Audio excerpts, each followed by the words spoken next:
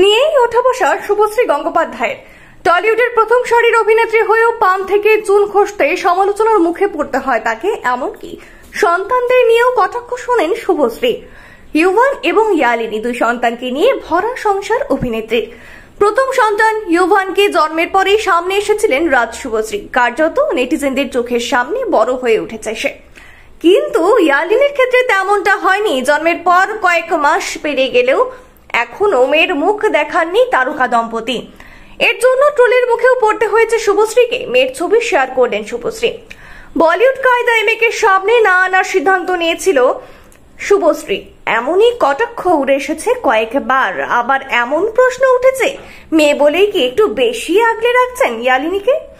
এমন নয় যে মেয়ের ঝলকও দেখাননি শুভশ্রী। কখনো দাদা ইউভানের সঙ্গে খেলার ফাঁকে, কখনো মায়ের সঙ্গে খুনসুটির সময় ইয়ালিনীকে ক্যামেরা বন্দী করেছেন তিনি। তবে মেয়ের মুখ প্রকাশ করেননি। অবশেষে অশান্ত সময়ে মেয়েকে নিয়ে সামনে আসার সিদ্ধান্ত নিলেন শুভশ্রী। ইয়ালিনীর সঙ্গে ফটোশুট করেছেন শুভশ্রী। তার মধ্যে থেকেই একটি ছবি শেয়ার করেছেন টলিউডের হট মামা। শুভশ্রীর পরনে ওয়ান শোল্ডার কালো গাউন, খোলা চুল। ক্যামেরার দিকে তাকিয়ে রয়েছেন তিনি, তার কোলে ইয়ালিনী।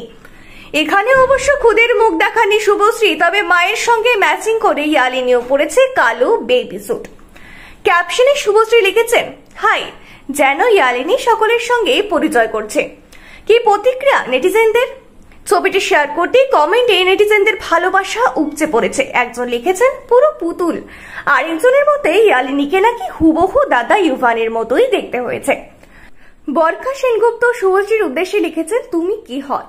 কমেন্ট বক্সে পার্ণ মিত্র, দেবলীনা কুমার, সুদীপা চট্টোপাধ্যায়। গত বছরের শেষের দিকে ইয়ালিনীর জন্ম দেন শুভশ্রী। প্রথমবার ছেলের পর মেয়ে চাইছিলেন তিনি। ইউভানের জন্মের প্রায় 3 বছর পর দ্বিতীয় সন্তানকে পৃথিবীতে আনেন রাজ শুভশ্রী। ইউভানের মতো ইয়ালিনীর জন্মের পরেও বিরতি নিতে দেখা যায়নি শুভশ্রীকে। ডেলিভারির পরেই তিনি শুট করেছিলেন বাবলি। কিছুদিন আগেই মুক্তি পেয়েছে সেই ছবিটি।